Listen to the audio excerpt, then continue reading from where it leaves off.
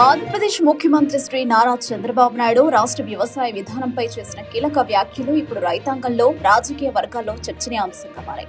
పెరుగుతున్న డయాబెటీస్ కేసులు, మారుతున్న ప్రజల ఆహారపు అలవాట్ల నేపథ్యంలో కేవలం వరి పంటపైనే ఆధారపడడం కంటే ప్రత్యామ్నాయ వాణిజ్య పంటలు, ముఖ్యంగా కూరగాయల సాగుపై రైతులు దృష్టి సారించాల్సిన ఆవశ్యకతను ఆయన గట్టిగా నొక్కి చెప్పారు.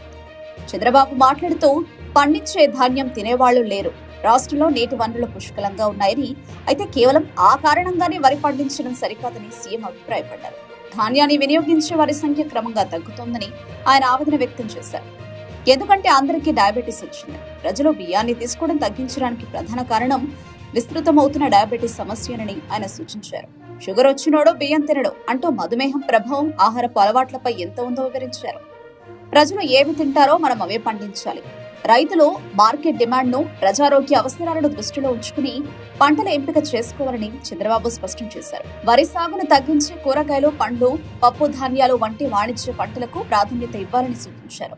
దీర్ఘకాలికంగా రైతులకు లాభాలు దక్కాలన్నా, ప్రజారోగ్యం మెరుగుపడాలన్నా పంటల వైవిధ్యం అనివార్యమని ఆయన తేల్చి చెప్పారు. రైతులు సాంప్రదాయ పంటల వైపు నుంచి అధిక విలువ, పోషకాల విలువ గల ప్రత్యామ్నాయ పంటలకు మళ్లడం అనేది ప్రపంచ వ్యాప్తంగా వస్తున్న మార్పు. ఈ నేపథ్యంలో రైతులకు నష్టాలు రాకుండా ప్రభుత్వం రాయితీలు, మద్దతు ధరతో కూడిన ప్రోత్సాహకాలు అందిస్తే సీఎం గారి వ్యవసాయ సలహాలు హాస్యాస్పదంగా కాకుండా వ్యవసాయ విప్లవానికి నాంది పలికే అవకాశం ఉంది.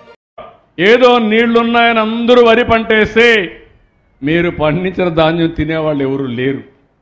దానికి కారణం ఈ మధ్య అందరికీ డయాబెటీస్ వచ్చింది, షుగర్ రోగం వచ్చింది. షుగర్ వచ్చినవాడు బియ్యం తినడు, కూరగాయలు, మాంసం, కోడిగుడ్డు ఇది తింటారు.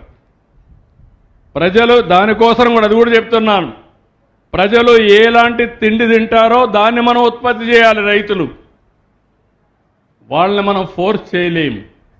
మనం తెలివిగా ఉంటే ఇవి